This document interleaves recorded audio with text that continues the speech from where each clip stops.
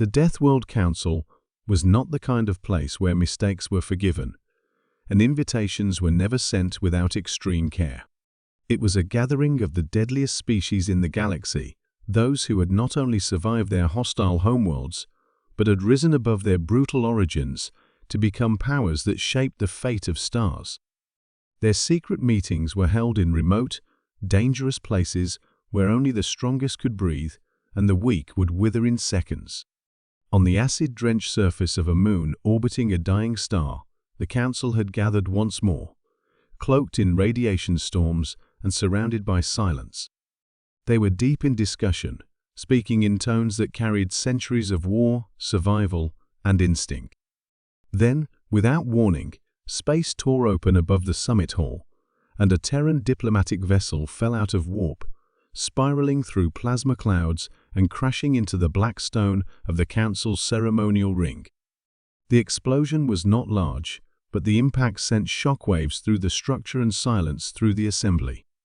Weapons were drawn, claws extended, senses sharpened. Every species turned to face the wreckage, expecting an attack or a trap.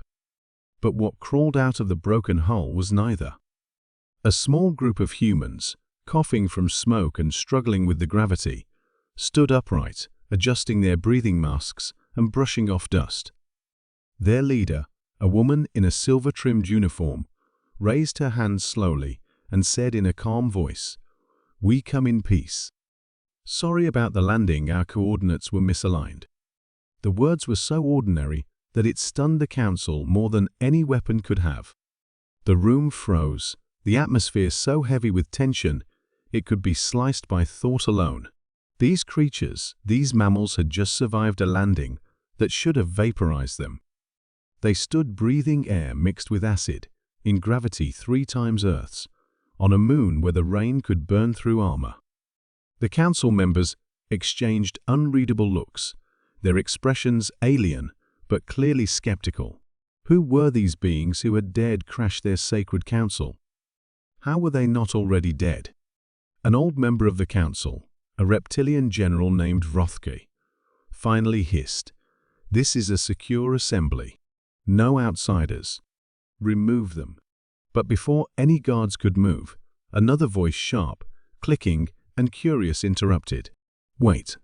It was K. Laxor, the insectoid warrior whose race lived on volcano worlds. Look at them. They did not know where they were coming, and yet they still stand. There was something unsettling about how casually the humans seemed to be taking the environment. One of them even knelt to examine a strange blue moss growing on the ground, completely unaware it was toxic. Morales, the human leader, introduced herself again and explained their presence. Earth had received a signal. They had thought it was an open diplomatic summit and came in good faith, without knowing what they were walking into.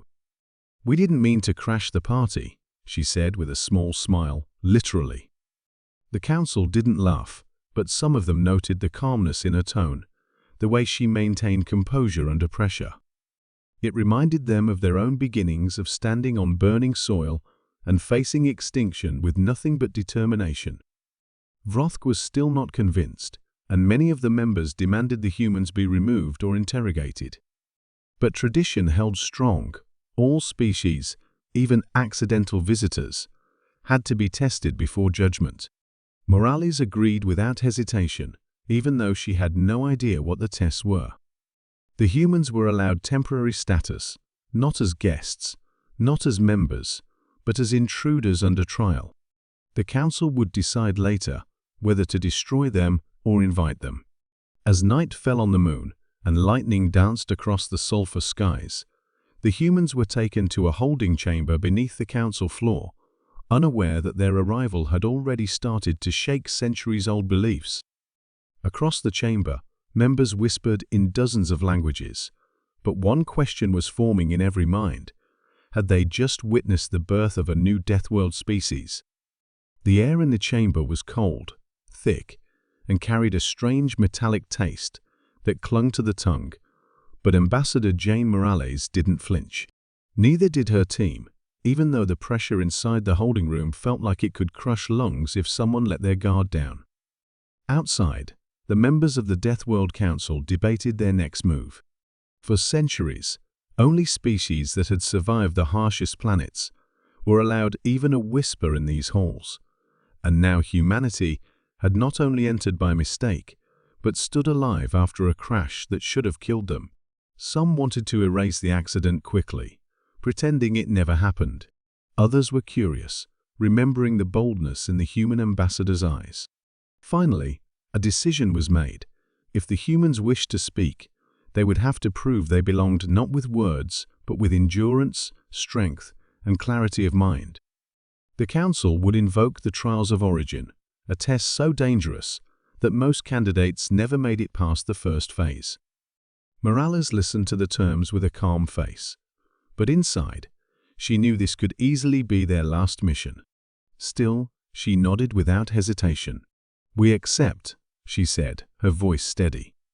The first trial began within the hour. The humans were led to a chamber where the gravity was slowly increased, bit by bit, until the ground felt like it was pulling their bones apart. One human passed out. Another vomited. But Morales and her science officer stood tall, shaking, sweating, but refusing to fall. The council watched through screens, some expecting failure, others beginning to lean forward in interest. The second trial tested their biology. Injected with a synthesized version of a poison found on the council moon's surface, the humans were placed in isolation to see if their immune systems would collapse. Morales fell into fever, her body burning up, but instead of panic, she asked for water and quietly began meditating, focusing, slowing her heartbeat, doing everything she could to give her system time to adapt. By the end of the trial, her skin was pale, but she was still standing. The council chambers were quieter now. No one had expected this level of resistance from a species that wasn't even considered for observation. The third trial was psychological, perhaps the most cruel. Each human was placed inside a simulation chamber where they faced illusions of Earth under attack, cities burning, loved ones lost, voices crying for help. The chamber tracked emotional responses, mental breakdowns, and reactions to hopelessness. One council member, a telepathic being made of light, noted how Morales didn't collapse when she saw her own city destroyed. Instead, she started organizing a defense, giving orders to shadows that weren't real, trying to save as many people as she could, even when it was clear nothing could be done. "This one chooses action even when she knows she will fail," the being whispered, surprised. After the third trial, Morales was given a brief rest. She lay in her assigned cell, watching droplets of red condensation gather on the ceiling. She knew they were still deciding, still measuring her and her team like tools to be judged. Meanwhile, whispers began to spread among the council. Kalaxor, the insectoid warrior who had spoken in their defense earlier, watched the results with his upper limbs crossed, mandibles twitching thoughtfully. "They break, yes," he said to a fellow counselor, "but then they stand again. That is a sign." The final trial wasn't announced. It came without warning. The humans were awoken in the middle of their rest cycle by blaring alarms and flickering lights. The artificial habitat they were in began to collapse, flooding with fire suppression gas and cutting oxygen. It was a controlled emergency meant to test instinct under pressure. Morales didn't scream. She grabbed her team, sealed the air vents manually, and used parts of their clothing to filter the air. Then she activated the distress signal, not for rescue, but to alert the council that they had passed the final test without being told it was won. When the doors reopened, the humans looked like they'd been through a battle, but they were still alive together. In the observation hall above, the members of the Deathworld Council stared in silence. One of the oldest members finally said, "Perhaps we were wrong. Perhaps Earth is not weak, just unseen until now." And with that, the tests were over, but something greater had just begun. Beneath the cold stone floor of the council chambers, where ancient machinery hummed and thick pipes carried gases too dangerous to name, something strange was happening, something even the Deathworld Council didn't fully understand. Ambassador Jane Morales and her team had passed the trials, but the real challenge had just begun. While the Council debated humanity's place, Morales used her brief rest period to study everything she could about the Council's current concerns. She had noticed unease among the members, glances exchanged when no one was supposed to be looking, whispers cut short whenever a non-native passed by. It didn't take long before her team intercepted fragments of a report. Ancient war machines, thought to be long buried, were awakening in distant parts of the galaxy. These machines, built in an age before most of the Council species had even developed speech, were activating on silent, forgotten moons and leaving nothing but scorched rock behind. One had destroyed a research colony in under 3 minutes. Another had vanished into deep space before anyone could track it. The Council was worried, but no one wanted to admit how little they understood the machines or how helpless they were against them. Morales saw an opportunity, not for power, but for partnership. She requested access to the wreckage of one of the machines, claiming that Earth's engineers might see something others had missed. Many laughed at first, but curiosity won over pride. A single unit was brought into a controlled lab, massive, rusted, but still humming with unreadable energy. Its surface was covered in a language that shimmered like smoke and shifted when stared at directly. The Council scientists had failed for years to unlock its secrets. Morales and her chief engineer, Lieutenant Reza, examined it differently. They didn't just look for answers, they looked for patterns. Within hours, Reza found something odd, a repeating pulse hidden in the machine's core, a signal, almost like a heartbeat, layered under the main systems. Morales compared it to human defense drones and realized it wasn't attacking by choice. It was responding to something. By adjusting the signal's frequency using Earth tech, they managed to slow the machine's systems. Suddenly, the once dead symbols lit up in a steady pattern, no longer shifting. It was a code. Reza smiled. "We just found a language key." The Council scientists were stunned. Dozens had tried and failed to even identify a command structure. Now, the humans had found a backdoor into the machine's programming. Calaxor, the insectoid warrior, who had grown more respectful of humanity by the hour, invited Morales to share her findings with a subcommittee. As she stood before them, she explained how human adaptability, born not from genetic superiority, but necessity, allowed them to think differently. "We don't look for control," she said. "We look for understanding first. That's how we survived our world. And that's how we'll survive out here." Her words struck a nerve, especially among the older Council members who had watched empires rise and fall due to pride. Still, there were those who doubted. Some said the humans had simply gotten lucky. Others warned that if the machines were truly waking, then any race smart enough to deactivate, one might also be smart enough to awaken others and possibly use them. Morales understood the fear, but she didn't back down. In private, Kay Laxor asked her why she kept pushing forward despite the risk. She simply replied, "Because if we don't stand now, we'll all fall later." That night, as the Council chambers rested under the silent storms of the toxic moon, a hidden surveillance probe recorded new movement in deep space. Another ancient war machine had awakened, this time heading not for a dead world, but straight toward a populated trade hub. The Council would have to respond fast, and they knew they couldn't do it alone anymore. In a place where power had always come from dominance, humanity had introduced something new: cooperation through chaos, logic shaped by hardship. Morales didn't know if they would be accepted yet, but she knew one thing for sure: the Deathworld Council needed Earth more than they were willing to admit, and the galaxy's darkest secrets were just beginning to rise from the shadows. The Council chamber was colder than usual, not because of the weather system outside, but because of what had just been revealed. Ambassador Morales had spoken calmly, but her words had landed like thunder. The machine they had disarmed wasn't reacting randomly. It had responded to Earth's unique signal pattern, a pattern no other species had ever used. The Council, filled with the strongest survivors of poisonous skies, crushing gravity, and endless predators, was silent for the first time in centuries. Calaxor broke the silence with a slow, clicking breath. "You're saying your planet, Earth, emits the same energy as the war machines?" Morales nodded. "Not exactly the same," she replied, "but close. Too close to ignore.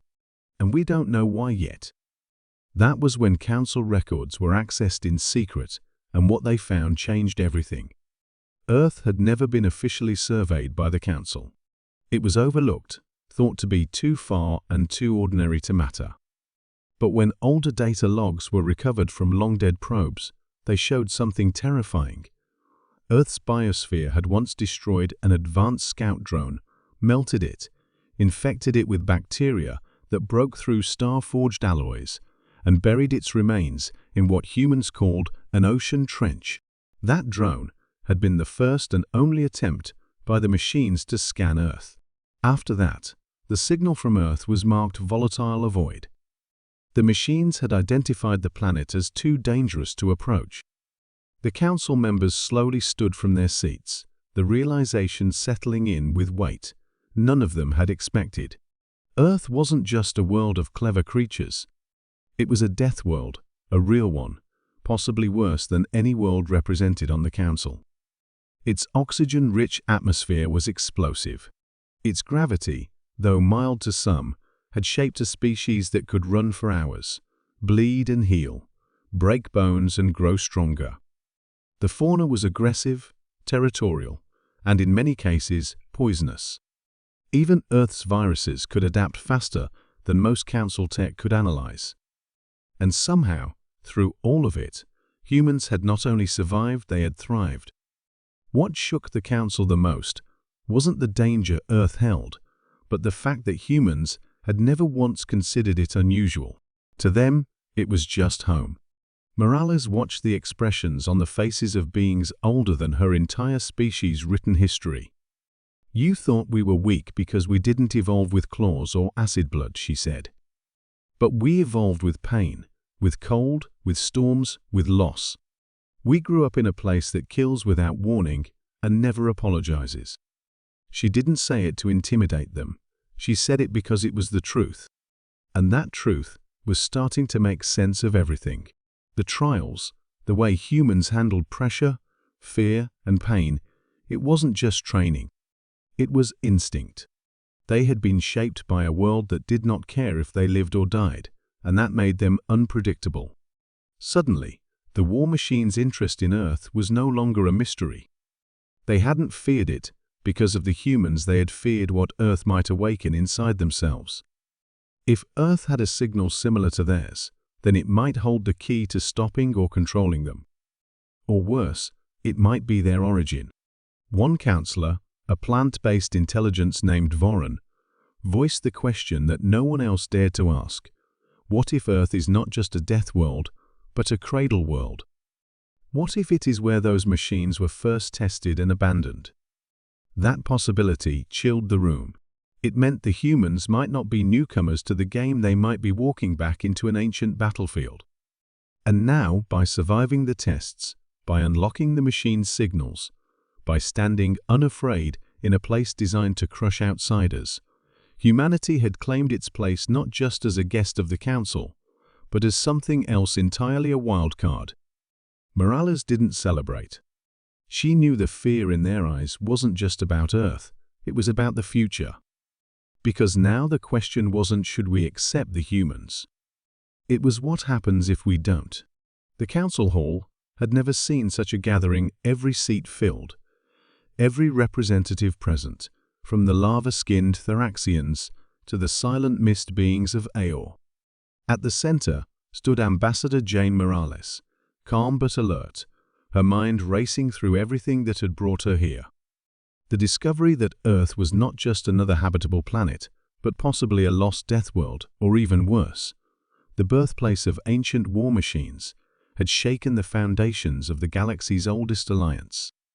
Whispers of fear, admiration, and suspicion filled the air as debates behind closed doors gave way to open confrontation. Some argued that humanity should be banned, locked away before they uncovered more hidden threats. Others believed that only humans could now communicate with or stop the machines if more awakened. The Council had always feared unpredictable elements, and humanity, shaped by chaos, was the most unpredictable force they had ever encountered. But there was no more time for fear. A message had arrived from deep space. Another ancient machine was coming, larger than the last, faster, and aimed at the Council homeworld itself. Defense fleets were scrambled, but no one truly believed they could stop it. The Council needed a miracle, and Morales knew it. She didn't wait to be asked. She offered Earth's help, not just weapons or tech, but human minds trained to adapt, improvise, and solve problems under pressure. She volunteered her team to board the machine mid-flight, enter its core, and use the signal codes they had deciphered. Many called it madness. But one by one, the voices shifted. The Council, proud and ancient, had no other plan. With heavy silence, they agreed. Morales, Reza, and a small team were launched in a stealth cruiser, riding the black void toward the incoming threat.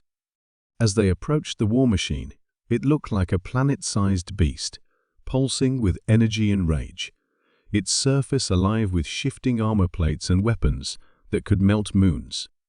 Using the code signals Earth had unlocked, the team slipped through its outer defenses, entering the interior a maze of living metal and echoing power. Every step felt like walking through the belly of something ancient and angry. Alarms shrieked. The walls shifted to trap them. But humans didn't panic. They adapted. They split up, distracting the defense systems, while Morales reached the core chamber, where the heart of the machine glowed like a dying star. With seconds left before the machine reached the Council world, Morales did something no other species had tried. She didn't shut the machine down. She talked to it. She sent it the Earth signal. She told it to stop. And for a moment, nothing happened. Then, it did. The machine halted, mid-space, its weapons folding inward, its glow dimming. It transmitted one word back, not in any Council language, but in English. Home. The Council watched in stunned silence as the unstoppable weapons simply shut down.